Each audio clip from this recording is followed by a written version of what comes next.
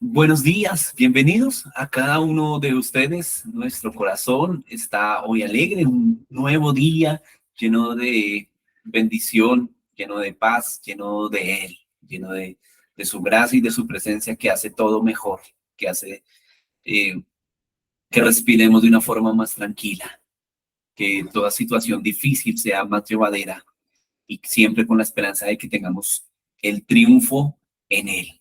Así que eh, sea bienvenido usted.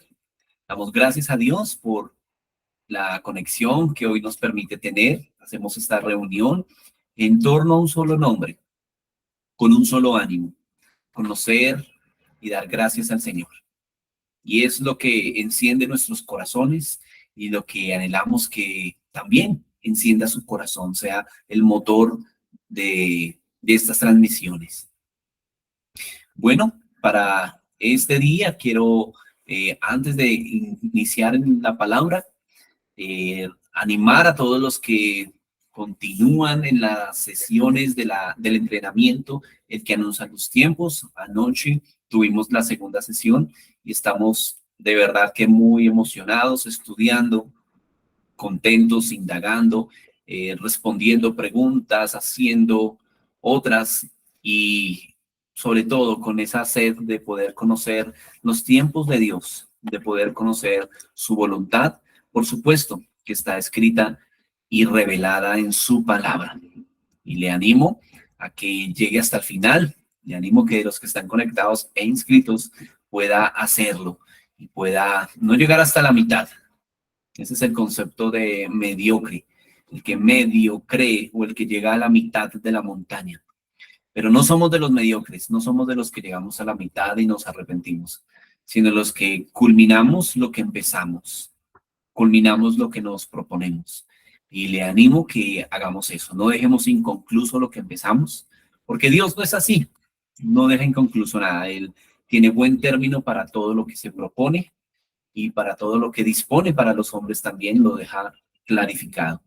Así que mucho ánimo con esto. Y ahora sí, para esta mañana vamos a continuar con la serie Lo que Dios ama.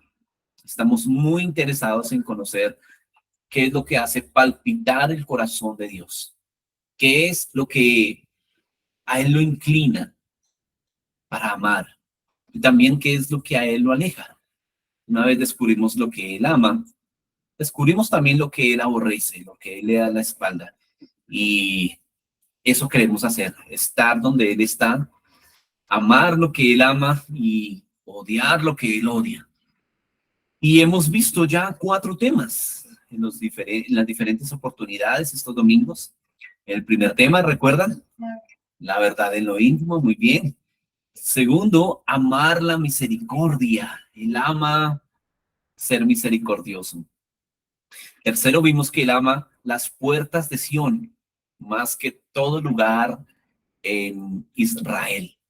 Y llamamos a esas puertas, según la Biblia, la alabanza. Él ama la alabanza, no porque Él esté esperando que le alabemos, Él no lo necesita. Sí le agrada, pero no lo necesita, Él es Dios, no tiene necesidades. Pero sí eh, le gusta que sus hijos se deleiten en Él. Y al Él escoger ese lugar, su lugar predilecto de su casa, las puertas, la alabanza, nosotros queremos escoger ese lugar donde Él está. Si cuando tú buscas a alguien para hablar, te diriges al lugar donde está esa persona, ¿verdad? Dios permanece en la puerta, Dios permanece allí. Y queremos que Él permanezca en ese lugar, pero que se haya acompañado de nosotros. Y también hablamos hace 8 días acerca que Él ama al dador alegre. Él está interesado en la forma que damos, no en lo que damos precisamente o únicamente, sino en la condición en que damos. Y hablamos que esa condición es dar con alegría, no con pesadumbre, no con tristeza, ni por necesidad, sino con alegría. Dios ama cuando encuentra un corazón que da, no esperando recibir algo a cambio, sino con alegría de corazón. Y hoy vamos a tener el quinto tema acerca de lo que Dios ama. Recuerde, siempre según la Biblia, no según lo que nos parece, no según lo que a mí, como que un día me parece que, no, sino según la Biblia, según la palabra de Dios. Y para entender esto, vamos a iniciar con un versículo que es muy conocido, que es en Juan 3:16. Vamos a verlo allí en pantalla.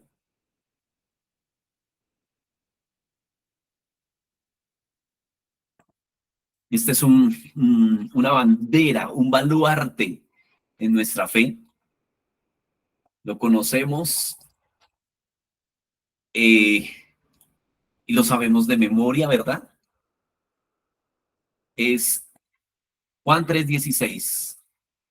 Porque de tal manera amó Dios al mundo que dio a su Hijo unigénito para que todo aquel que en él cree no se pierda, mas tenga vida eterna. Quiero decirles algo. Conocemos que él amó al mundo, ¿cierto? Dios amó al mundo y por tanto dio. Luego nos va a decir en 1 Juan 2:15 el Señor, y no améis el mundo. 1 Juan 2:15. Entonces nos vamos a ver frente a dos realidades. Primero Dios dice que Él ama al mundo, pero luego le dice a los que creen en Él que no amen el mundo. En la primera parte, ese mundo habla de el cosmos, de la creación y por supuesto de la humanidad. Entonces Dios ama todo lo que hizo, especialmente al hombre, y va a dar a su Hijo Jesús. ¿Para qué? Para que todo el que crea en Él, en su obra, en su Hijo Jesús, no se pierda, sino que tenga la vida eterna. Y luego en 1 Juan 2:15 nos va a decir, no amemos el mundo. Ese mundo está hablando del estilo de vida separado de Dios. La mayoría de veces que encontramos la palabra mundo en la Biblia está hablando de esa estructura de pensamiento que está alejado del Señor. Y allí en 1 Juan 2:15 habla precisamente de esa forma y dice, no amen al mundo, es decir, su manera de vivir, su manera de pensar. ¿Por qué? Porque esta manera de vivir y esa manera de pensar solamente está pensando en su propio bienestar, en su propio placer. Placer que está alejado del deseo, del placer que Dios tiene para el hombre. Así que vamos a ver que cuando Dios dice que amó al mundo, Él escogió al mismo tiempo aborrecer algo. Cuando tú y yo escogemos amar algo, escogemos al tiempo aborrecer algo. Me hago entender. Cuando tú escoges amar a una persona, casarte con ella, escogiste amar algo, pero al mismo tiempo escogiste aborrecer todas las otras mujeres, en el caso de los hombres. Cuando una mujer se casa, escoge amar a un hombre y aborrecer a los demás. Entonces vamos a ver que el amor no es un concepto neutral, que todo lo permite, que todo lo congrega, que todo lo acepta, sino que el amor tiene un sí y tiene un no. Con el amor de Dios es igual. Él escogió amar, por tanto, dio a Jesús. ¿Y qué aborreció Jesús? Él aborreció el lugar que tenía. Escogió abandonarlo, escogió dejarlo. ¿Por qué? Por amor a nosotros. Y quiero tratar directamente en esta mañana otro mito que se ha permeado en la doctrina de la iglesia cristiana. Y quiero que ponga su corazón en esto que voy a transmitirle, porque así como tenemos en la mente que la Biblia está escrito que ni una hoja de un árbol se mueve si no es la voluntad de Dios, cosa que no está en la Biblia, que no es cierta, sino que está escrita en un libro en el libro del Quijote de la Mancha, por ejemplo. Pero alguien dijo que eso está en la Biblia y los que quizás predican con descuido o escuchan sin poner atención o indagar que lo que está diciendo ese hombre, esa mujer delante mío sea verdad, sino que todo lo creen, fue un error que se ha permeado en la doctrina y en la enseñanza de Jesús. Y hoy vamos a ver otro error que se permeó, que entró en la doctrina de la iglesia. Y este error, no sé si usted lo ha escuchado, es muy común. Dice que Dios ama al pecador, pero aborrece el pecado. Suena muy bonito. De hecho, podemos decir amén. Él ama al pecador y va a aborrecer al pecado. Pero vamos a ver si a la luz de la Biblia, por lo menos un versículo nos dice esto. Y de tanto en tanto yo estoy haciendo retos eh, con las enseñanzas que les doy, y hoy les coloco un nuevo reto. Si ustedes encuentran en la Biblia que Dios ama al pecador y aborrece el pecado. La idea completa no es bíblica, no está en el corazón de Dios. Por el contrario, para iniciar, quiero mostrarles varios ejemplos en la Biblia, ahora sí, de cómo Dios aborrece tanto al pecador como al pecado. Vamos a verlas. Allí preparamos unas diapositivas para que usted pueda tener eh, esa prueba y podamos leerlo juntos. Vamos a leer el primer versículo. Tenga allí también su Biblia, tenga allí mismo sus apuntes para que usted pueda ver y corroborar que la cita bíblica que se le está dando es la real. Vamos con la primera. Dice Ezequiel 33:11. Diles, vivo yo, dice Jehová el Señor, que no quiero la muerte del impío, sino que se vuelva el impío de su camino y que viva. Volveos de vuestros malos caminos. ¿Por qué moriréis, casa de Israel? Mateo 5:45 y 46. Pero yo os digo, amad a vuestros enemigos, bendecid a los que os maldicen, haced bien a los que os aborrecen, y orad por los que os ultrajan y os persiguen, para que seáis hijo de vuestro Padre que está en los cielos, que hace salir el sol sobre malos y buenos, y que hace llover sobre justos e injustos. Segunda de Pedro, capítulo 3, verso 9. El Señor no retarda su promesa, según algunos lo tienen por tardanza, sino que es paciente para con nosotros, no queriendo que ninguno perezca, sino que todos procedan al arrepentimiento. Juan 3:36. El que cree en el Hijo tiene vida eterna, pero el que rehúsa creer en el Hijo no verá la vida, sino que la ira de Dios está sobre él. Salmo 5:4. Porque tú no eres un Dios que se complace en la maldad. El malo no habitará junto a ti. Salmo versos 11 y 12. Dios es juez justo y Dios está airado contra el impío todos los días. Si no se arrepiente, él afilará su espada. Armado tiene ya su arco y lo ha preparado. Romanos 1:18. Porque la ira de Dios se revela desde el cielo contra toda impiedad e injusticia de los hombres que detienen con injusticia la verdad. Salmo 37:38. Mas los transgresores serán todos a una destruidos. La posteridad de los impíos será extinguida. Segunda de Pedro 2:4-10.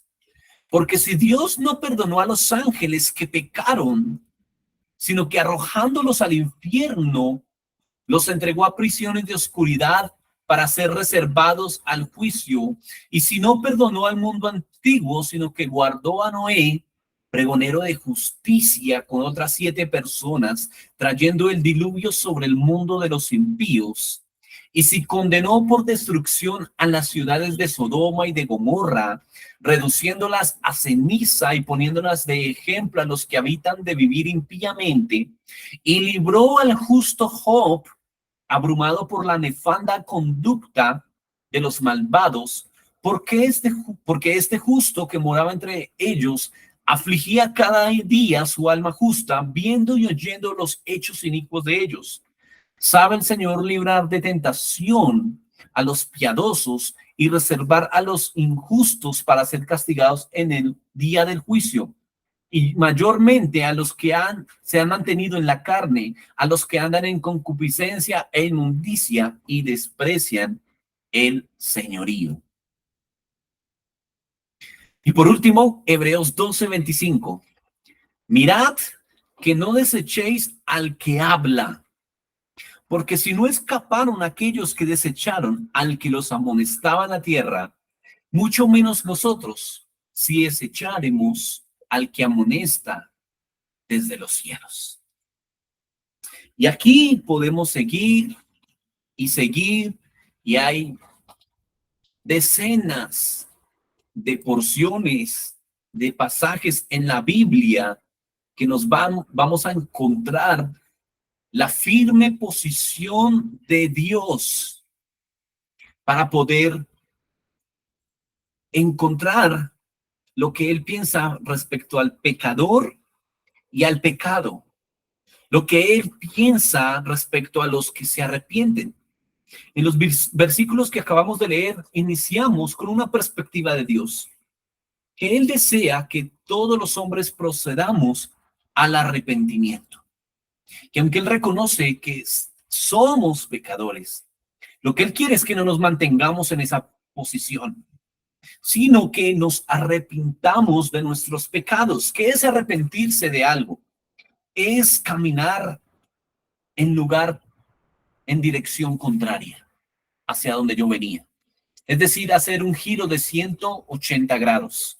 Si venías caminando hacia la izquierda, que ahora comiences a caminar hacia la derecha.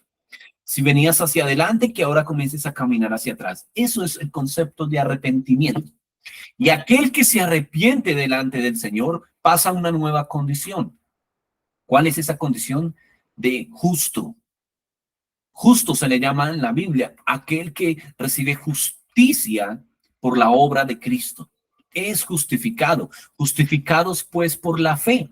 Cuando yo confieso mi pecado delante de Dios, Él toma mi pecado y ya no hay un registro de Él por cuanto Jesús fue a la cruz por ese pecado y yo estoy creyendo en eso. Y entonces ese pecado queda anulado. Y esa nueva posición, si ya no soy pecador, sino ahora arrepentido, entonces ahora ¿quién soy? Soy justo delante de Dios. Es decir, alguien pagó por mí para que ahora yo no tenga culpa, no tenga consecuencia espiritual, sino que saldada es mi cuenta. Eso comienza diciendo los primeros versículos y luego es enfático en colocar al pecador en la condición de enemigo de Dios.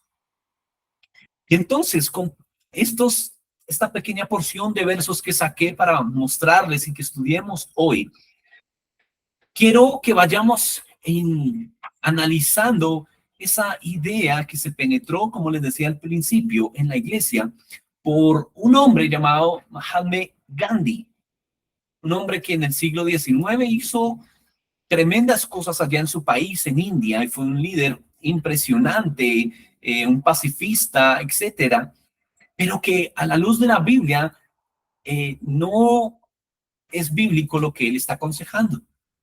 Él tiene conceptos hindúes, de hecho fue un hindú, y permitimos que esas doctrinas vengan y nos enseñen. Sin embargo, para que entendamos esto aún más, quiero colocarlos en el siguiente panorama.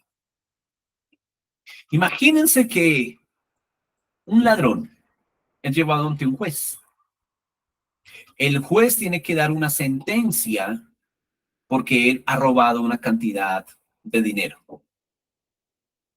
Y el juez en su sentencia le dice al ladrón, bueno, tú puedes irte y eres libre, pero lo que robaste queda en la cárcel.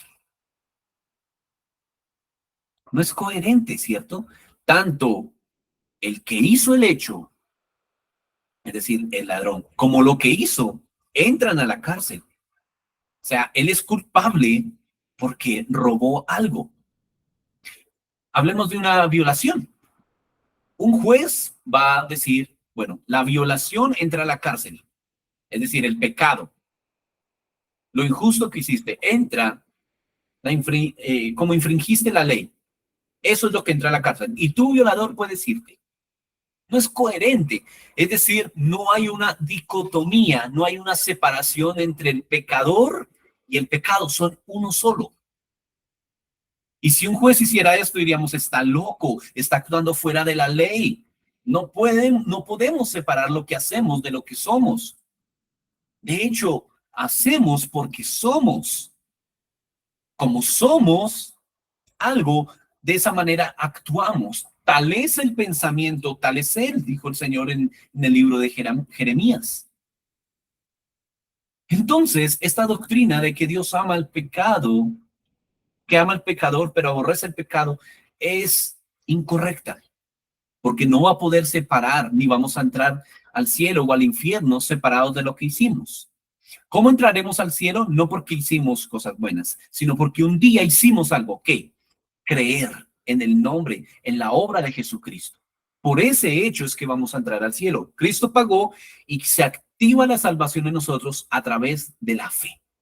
Es lo único que nos hace entrar al cielo. Pero a los que deciden darle la espalda al Señor serán juzgados por eso. Y sus obras lo confirmarán. Por cuanto le di la espalda a Jesús, vivid a la manera del mundo. Por cuanto le di apertura de corazón a Jesús, lo va a confirmar mis obras, como viviendo a su manera. Entonces, en un juicio no se podrá separar lo que hicimos de lo que somos. De hecho, el libro de Apocalipsis nos dice que hay un libro donde están escritas las obras de los hombres. ¿Qué necesidad hay de que estén escritas las obras? Si Dios va a amarnos igual, porque hay recompensas, porque hay consecuencias de lo que hacemos, porque todo está escrito para testimonio, para justicia de Dios, porque cuando alguien vaya al juicio final, en los últimos tiempos, se van a abrir los libros y allí estarán consignadas las cosas que se hizo.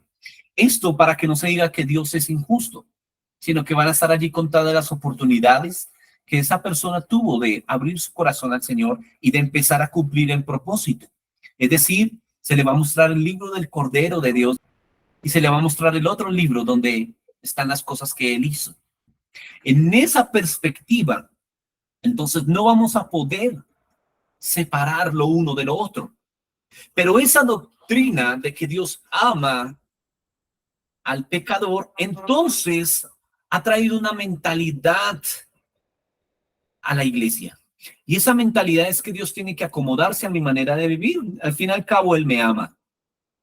Y al fin y al cabo, Él está conmigo. Y al fin y al cabo, Él me va a perdonar. Sin embargo, la manera que Dios quiere que vivamos es a su manera. Él presenta el camino de vida y el camino de muerte. Él quiere que escojamos la vida. Pero cuando permitimos que pensamientos como que Él ama al pecador, entonces vamos a decir, bueno, yo soy un pecador, entonces Él tiene que amarme, es que Él sabe que yo soy débil en esto. A ver, Dios, tú sabes que yo siempre he luchado con esto y eso es muy difícil de vencer. Saben, la psicología dice que ya no puedo vencer esto. Y entonces Dios, pues sujétate a la psicología. Pero, ¿qué es lo que Dios piensa? Y este es el mensaje que no podemos olvidar de aquellos que creemos en Jesús. Y es que somos enemigos de Dios cuando no nos hemos arrepentido. Somos enemigos de Dios cuando vivimos a nuestra manera. Hay una enemistad entre Dios y los hombres y esa enemistad se llama pecado. Y esa enemistad necesita ser quitada del medio. ¿Quién la quita? Jesucristo. Así que yo tengo que poner toda mi manera de vivir en Jesús para entrar en amistad con Dios. Jesús dijo a través de la carta de Santiago que no amemos el mundo. El que es amigo del mundo se constituye enemigo de Dios. Así que Vamos a conocer, por ejemplo, cómo Jesús fue tratado como un pecador. Por eso fue castigado en la cruz. Y esto no solamente estoy hablando de su castigo físico, sino el castigo que Dios, su Padre, le dio. Y ese castigo fue que recibiría toda la ira. Toda su ira cayó sobre él. Todo lo que Dios sentía en ira por la humanidad cayó en ese momento en la cruz del Calvario. Y por eso fue separado de su Padre. Y por eso se puso, eran las 3 de la tarde y estaba todo oscuro, porque todas las tinieblas, todos los testigos espirituales del infierno llegaron a presenciar eso, de cómo Dios estaba, esa copa de ira siendo derramada sobre su hijo, y él en su alma sintió tal angustia. ¿Has sentido de pronto o has visto alguna vez a alguien airado y has sentido miedo? Imagínense a Jesús ver a Dios airado. ¿Alguna vez has visto llover, relámpagos y te da miedo? Imagínense la ira de Dios sobre un solo hombre, su hijo. Esa fue la manera en que Dios trató a su hijo. Eres un pecador, mereces el castigo, mereces ese miedo que estás sintiendo, mereces esa angustia. Y ese es el miedo del cual Dios nos libró a través de su hijo Jesús.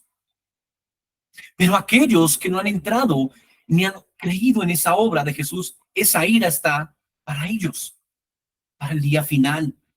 ¿Y cuál va a ser el castigo? Separados de Dios eternamente y para siempre. Pero aquellos que nos refugiamos en el Señor, somos salvos de la ira venidera y permaneceremos con Él siempre. A ver, Jesús, por ejemplo, su amor está hablando que Él cobija a todos. Pero hay una diferencia entre el amor de Dios y la misericordia. La misericordia de Dios, como leímos en Mateo 5, 45 y 46 en las diapositivas anteriores, Él hace llover, saca el sol sobre justos e injustos, sobre todos. ¿Por qué? ¿Cómo se llama eso? Misericordia. Él es rico en misericordia. Son nuevas cada mañana. Y no hay ninguno que hoy, 2024, no esté disfrutando en este momento la misericordia de Dios. No hay diferencia de cielos, Él no tapa el sol para unos para que a los otros no les llegue. Él es misericordioso, da la vida que viene de Él, el hálito de vida, a cada hombre. Esa es la misericordia de Dios, la cual puede disfrutar cada habitante de la tierra, cada animal de la tierra. Sin embargo, el amor de Dios, que es en igual proporción, rico en amor, rico en misericordia, solamente lo reciben aquellos que creen. Tanto amó Dios al mundo que dio a su Hijo para que el que crea no se pierda. Pero los que no creen no pueden disfrutar de ese amor de Dios. No pueden recibir el amor de Dios si no creen. Les pongo un ejemplo práctico. ¿Jesús amó a sus 12 discípulos? Yo creo que la respuesta de todos es sí. Él amó a sus 12. Sin embargo, hubo uno que no pudo disfrutar del amor. Estaba escrito que había uno llamado hijo de perdición, pero no se sabía cuál. Pero hubo uno de ellos que abrió su corazón a no creer. No creyó que fuera la manera en que el Mesías estaba haciendo su obra, no era la suficiente, tocaba ayudarle. Y decidió traicionarlo. Decidió hacerlo a su manera. No sabemos la intención de su corazón, pero quiso hacerlo a su manera. Y él fue entonces el hijo de perdición. No porque Jesús lo haya premeditado. Era alguno, pero no se sabía quién. Entonces Jesús amó, como dice Juan capítulo 13, él amó hasta el final a sus discípulos. Pero hubo uno que no disfrutó de ese amor y terminó en un final catastrófico. El objetivo del amor de Dios es que todos recibamos a su Hijo. Sin embargo, Si no escoges vivir a la manera de Él, que es la manera de su Hijo, entonces no disfrutaremos de su amor y no va a amarte como pecador, sino que al contrario, Él va a dar la espalda y vas a estar en el banco de los que están en la ira de Dios. A ver, quizás alguno de ustedes dirá, pero yo peco todos los días y entonces hago parte de los enemigos de Dios. Hay una diferencia entre amar al pecado, escoger amar, y otra cosa, el arrepentido.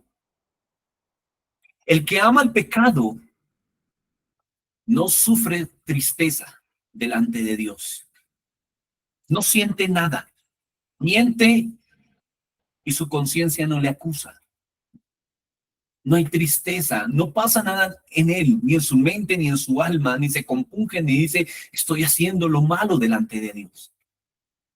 Esa persona es un pecador. Pero los que hemos recibido a Jesús, Él está haciendo una obra de santificación en nuestra vida. Y lo que Él planea es que día tras día nos parezcamos más a Él y aborrezcamos lo que estamos haciendo. Es decir, que cada vez nos cueste más estar en una zona de confort de pecado. Es decir, que cuando mentimos, inmediatamente hay pesadumbre en el corazón y caemos de rodillas y decimos, Señor, pequé, pero no quites tu espíritu de mí, tu Espíritu Santo, no lo quites. Lo siento tanto. Esa persona no está en una zona de confort de pecado. Cayó y está aprendiendo madurez. Y en ese momento Dios mira el corazón quebrantado y no lo desprecia y levanta a esa persona y dice, levántate, vete y no peques más. Pero una persona que hace algo y vuelve y lo hace y vuelve y lo hace, va a pasar algo en él.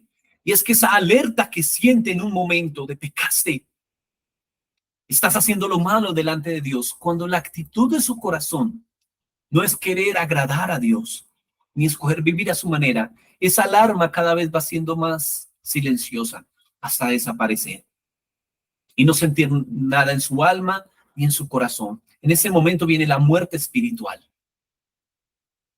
Entonces, ¿cómo saber si soy salvo o no? Quiero leérselos en 2 Corintios, capítulo 7, verso 9 y 10, que resume lo que les acabo de decir. Dice, sin embargo, ahora me alegro, no porque se hayan entristecido, sino porque su tristeza los llevó al arrepentimiento.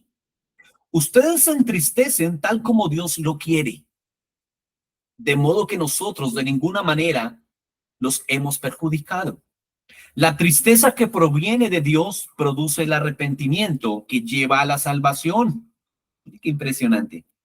De lo cual no hay que arrepentirse, mientras que la tristeza del mundo produce muerte. Entonces, lo que está diciendo esta preciosa palabra en Corintios es que hay una tristeza producida por Dios. Como esa tristeza cuando te peleas con tu cónyuge. No quiero estar mal con él. Y buscas la manera en que concilien, en que hablen. Estoy peleado con mi hijo. Estoy peleado con mi padre, con mi madre. Estoy peleado con algo que amas y en ti hay una urgencia de reconciliación. ¿Por qué? Porque hay una relación, porque necesitamos seguir adelante. Y esa tristeza que produce Dios cuando pecamos es la que lleva al arrepentimiento. Y dices, no puedo seguir así. Necesito cambiar porque yo no soy un pecador.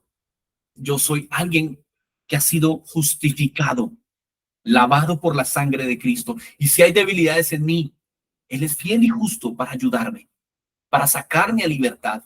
Él es poderoso para guardarme sin caída. Por eso oramos, líbrame de la tentación, guárdame del mal, líbrame del lazo del cazador, del que quiere cazar mi alma. Y esa urgencia por cuidar la relación con Dios. Una oración propositiva esta mañana es, Señor, ¿hay algo en lo que soy insensible y está rompiendo nuestra relación?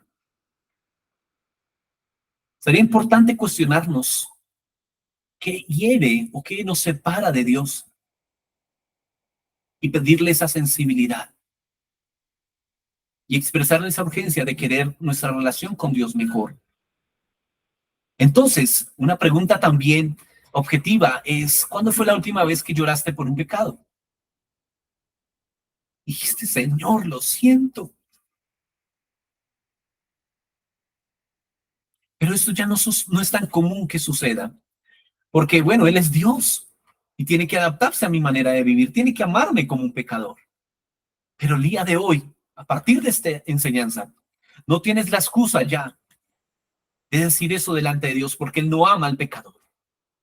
Él amó el mundo y entregó a su Hijo, pero ya no para que vivamos como pecadores y que practiquemos el pecado y que algún día Él tendrá que salvarme.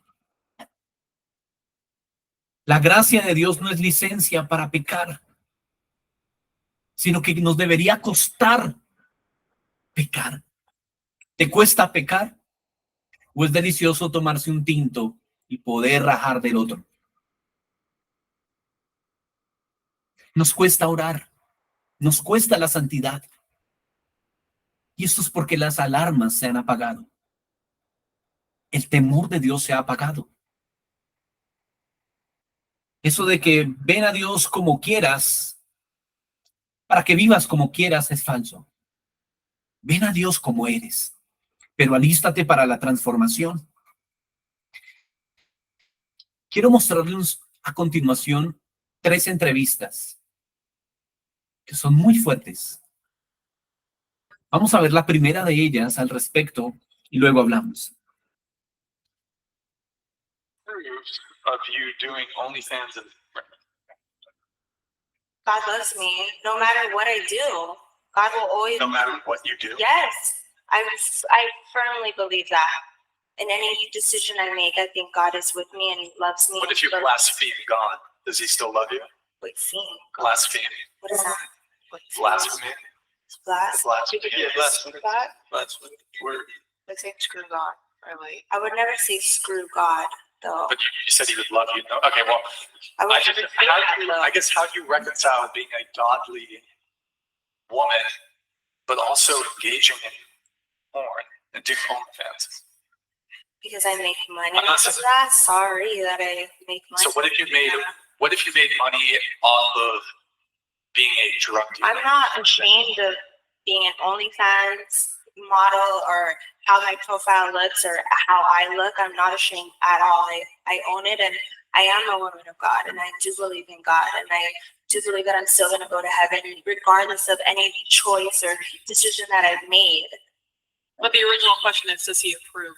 So God will, yes, He He will. forgives sin, but does He approve of it? Yes. He approves of sin. You're not sinning. Regardless, I'm still going to go to heaven. He's still going to love me and He's still going to accept me no matter what. Is that how that works?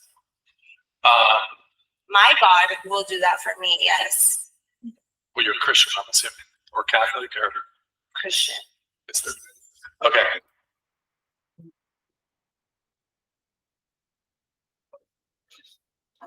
Este es un podcast que se llama Whatever y pues preparando esto lo encontré y me impresionó lo que esta mujer participante del OnlyFans dijo, que es cristiana, pero tiene este estilo de vida o este trabajo. Y no estamos aquí para tirar piedras a ella o a cualquiera, sino que enlazándolo con lo que venimos hablando, entonces Dios tiene que adaptarse. Ella respondió que necesita dinero.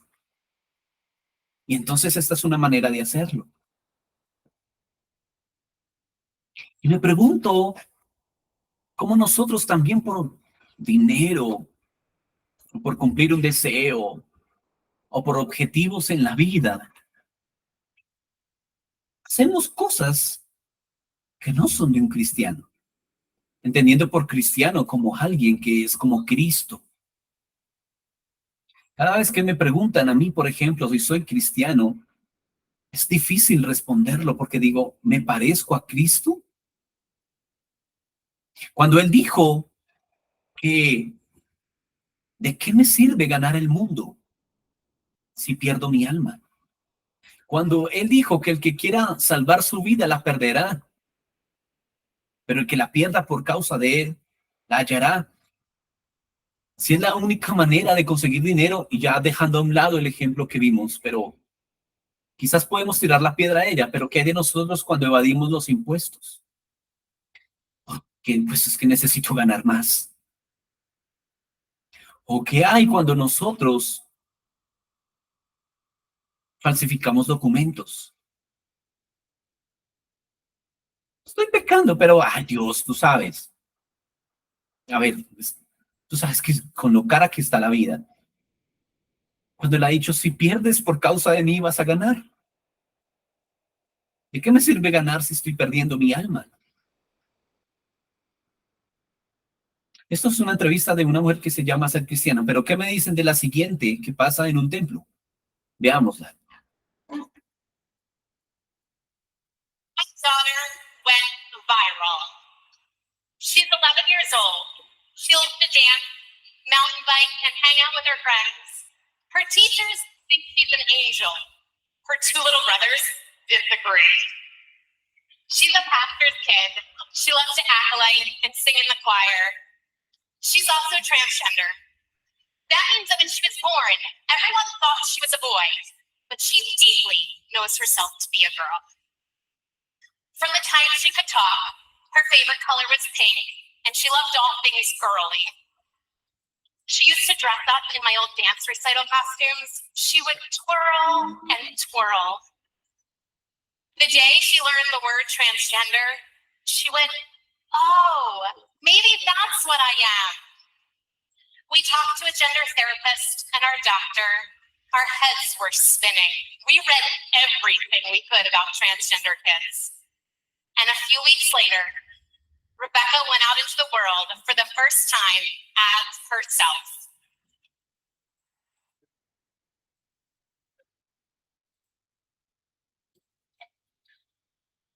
Esta es una pastora en Estados Unidos frente a una multitud de jóvenes.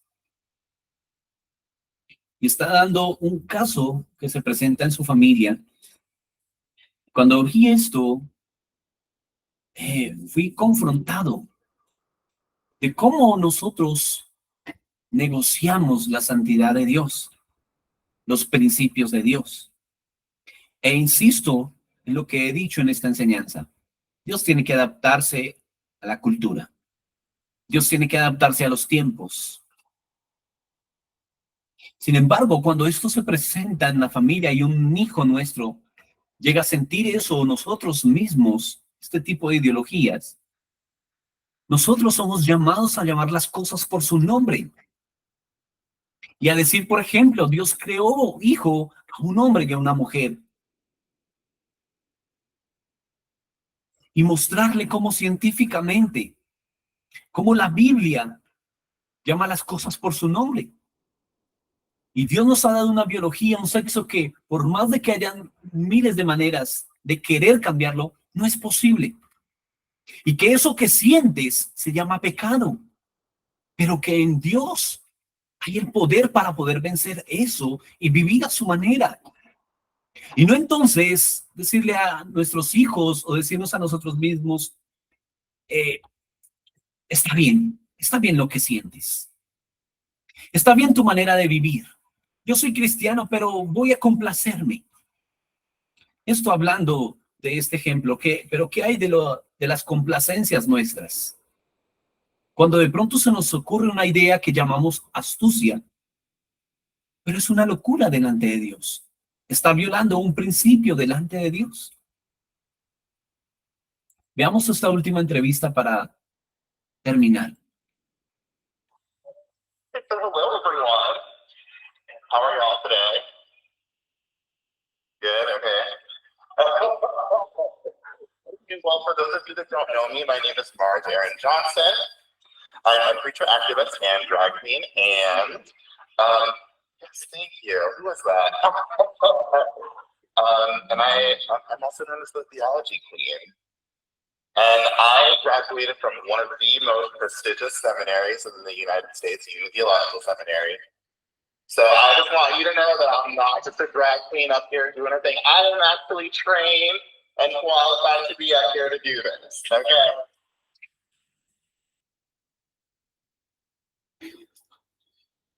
Estas son las cosas que se están viendo hoy día en los templos. Y es fácil escandalizarse por estos 3 ejemplos que dimos hoy. Sin embargo, no nos escandalizamos por las cosas que interiormente también son graves delante de Dios. Podemos escandalizarnos por un drag queen predicando, pero no nos escandalizamos por el predicador que se baja y está esquivando a los hermanos que le caen mal y no los saluda. Que esto en la Biblia se llama mezquindad y también es pecado delante de Dios. Tan grande que él dice que prefiere la obediencia antes que el sacrificio. No nos escandalizamos como entre nosotros hay envidias, como siendo hijos de Dios y hay rencores. Y es que no lo soporto. Es que no la soporto.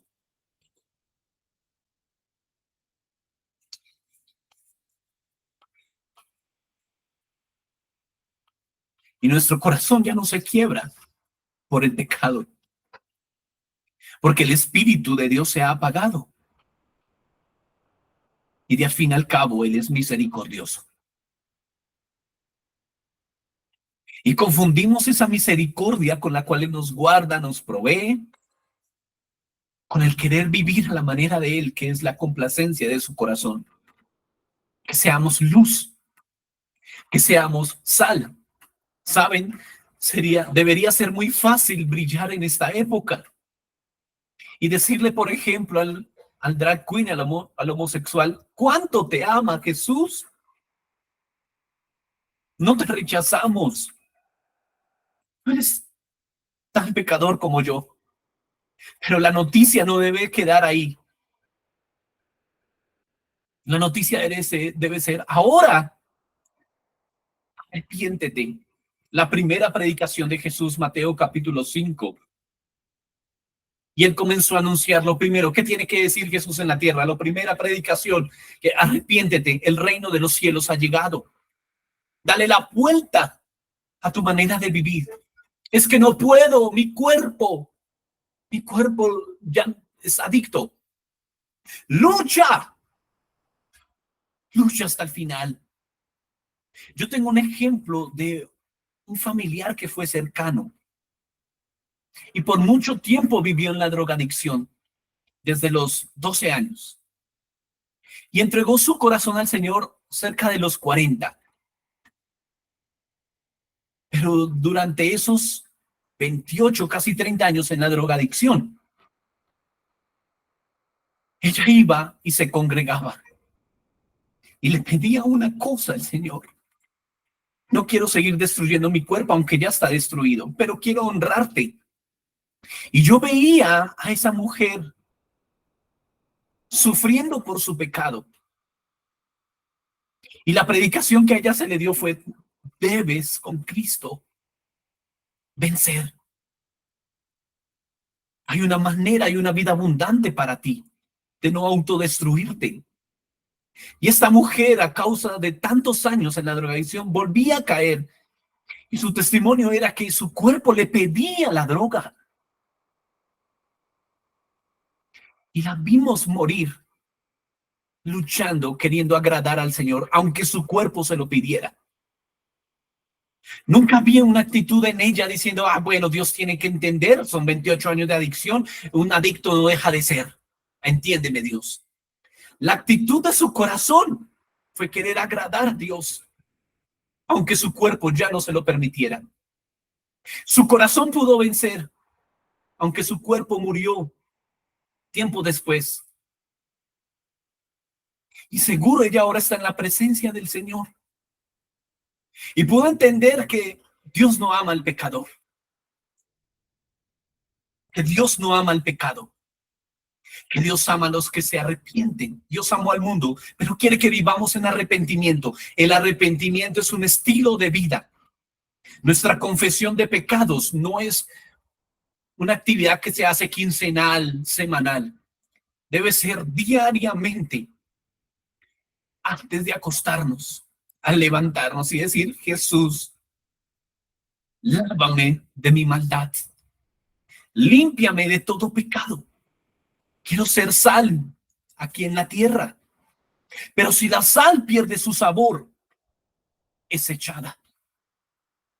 Quiero decirte que si decidiste creer en el Hijo de Dios, es decir, querer ser un cristiano, parecerte a Jesús, a Cristo Jesús, no puedes hacerlo a tu manera, aunque tu cuerpo te lo impida, o aunque tu manera de pensar diga: esto es una locura. ¿Cómo voy a amar a los enemigos? ¿Cómo voy a perdonar hasta 70 veces 7? ¿Cómo voy a ser yo el que pide perdón al que me ha ofendido?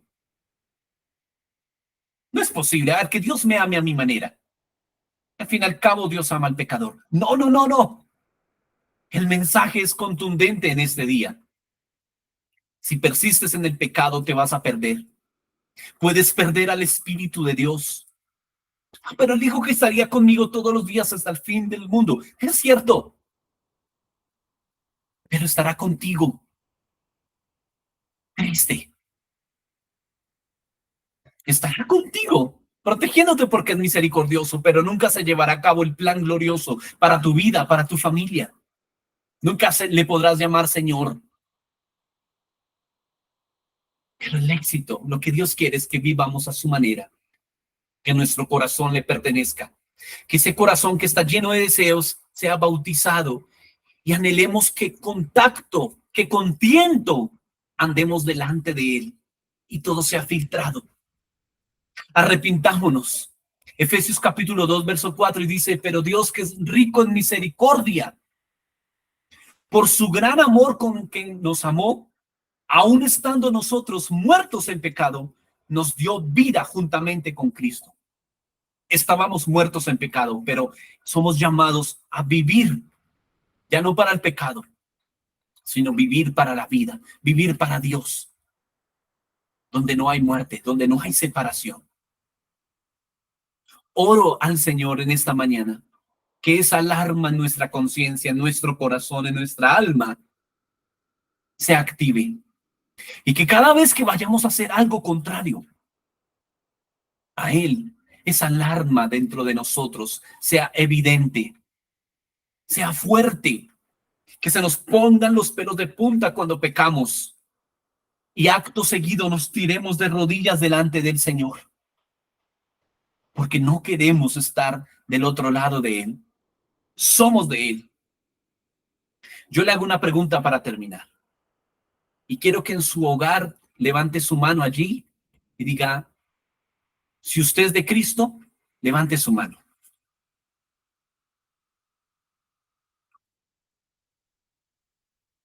Según la Biblia, en Gálatas 5:24, dice: pero los que son de Cristo han crucificado su carne y sus deseos. Si tú levantaste la mano y perteneces al banco de Cristo, es decir, los expecadores, es decir, los que caen pero son levantados, los que pecan pero no están en un lado de confort, debes crucificarte, tu alma y tus deseos. Eso es ser cristiano. Preguntarle a Dios si la manera en que trabajas es la manera que le está honrando, que la manera en que tratas a tu esposa es la manera que a Él lo pone feliz, que la manera en que educas a los hijos y los instruyes en el temor de Dios es la manera correcta en que lo estás haciendo, que la manera en que satisfaces tus deseos sexuales es la manera en que es correcto delante de Dios, que la manera en que ganas dinero es la correcta, si tienes al día tus impuestos, tus papeles. Si eres un inmigrante y entraste a un país y estás escuchando este mensaje, si entraste de la manera legal. Pero es que es para conseguir el sueño americano. Devuélvete y anda delante de Dios en integridad. Él es fiel y justo para sostenerte. No depende del lugar donde te encuentres. Su provisión no depende de eso. Él puede abrir manantiales de agua en el desierto.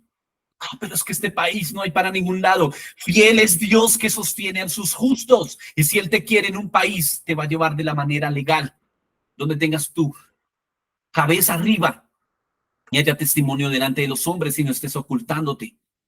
Fiel es Dios para prosperar tu empresa y tengas que hacer todo de manera legal. Él es fiel. Él quiere ver la fidelidad de nuestra fe. Le invito a que oremos por tener un corazón quebrado. Oremos delante de Dios para que los que estamos en casa, que nuestros hijos, cuando van creciendo, no sea común que se vuelvan duros, sino que debería ser que ellos aumenten su comunión con Dios. Sigan manteniendo esa santidad, esa pureza de corazón, y no que vamos viéndolos crecer y cada vez se alejan más de la pureza. Hombres que me escuchan, no debería ser una ley que seamos los duros de la casa, los que no dan su brazo a torcer, los que no buscan a Dios, los que son corregidos siempre por sus hijos, por sus esposas. Por favor, papá, no se emborrache más. Por favor, papá, no robe más. Sino nos levantamos para ser faros de testimonio en nuestras casas. Y ustedes, mujeres de Dios, lo común no debería ser que ustedes son las chismosas del barrio, que ustedes son las que no pueden retener su boca, las que no pueden construir su casa, sino que Dios les da la paciencia, la bondad para guardar secretos, para poder construir a su esposo, para construir a sus hijos, para andar delante del Señor, para vestirse decorosamente. Que Dios ponga una alarma en nosotros. Y a los que ya dejaron este video, ya sea en vivo o por diferido, porque parece muy anticuado, quiero decirles que la iglesia es ese puente entre un Dios que no cambia y un mundo que está en constante cambio. Oremos al Señor. Padre, oro por generaciones que aún inclinen su rostro y digan: tengo sed de Dios.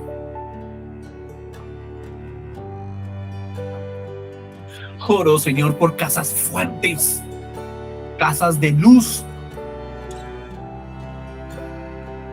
Que haya diferencia entre las tinieblas y la luz. Y que no se diga de tu boca, si las luz que llamas en ti son tinieblas, cuanto más no son las mismas tinieblas. No, Dios. Hoy presentamos nuestras tinieblas delante de ti. Ese corazón duro que ya no llora y dice: soy bueno, soy una buena persona. Pero cuando alumbra nuestro corazón decimos: necesito arrepentirme, soy un pecador, necesito a Jesús. Conviértenos a ti, Señor, y seremos convertidos. Y como con jabón de lavadores, hoy con tu sangre, límpianos. Solo hay uno que puede hacer: limpiar el pecado, limpiar la conciencia, quitar el peso de la culpa. Y aunque nos cueste, porque nuestro cuerpo está acostumbrado a vivir de una manera inadecuada, con vicios, con hábitos, con pecados internos, y aunque nuestra mente le cueste entender, aunque nuestro corazón le cueste hacer nuestra voluntad, hoy, Señor, queremos crucificarnos contigo y decir: que viva Cristo y que muera yo. Más de ti, menos de mí. Más de ti, que yo mengüe, para que Cristo crezca. Esto oramos en Cristo Jesús. Y esta manera de vivir traerá bendición y vida eterna. La bendición de Dios, que no es escasa. La bendición de tener a Cristo como primero exaltado. La bendición de tener a Dios alegre en un lugar será suficiente. Oro, Señor, para que sanes nuestro corazón y que nos encamines en tu verdad. En el nombre de Jesús. Amén. Amén. Dios le bendiga.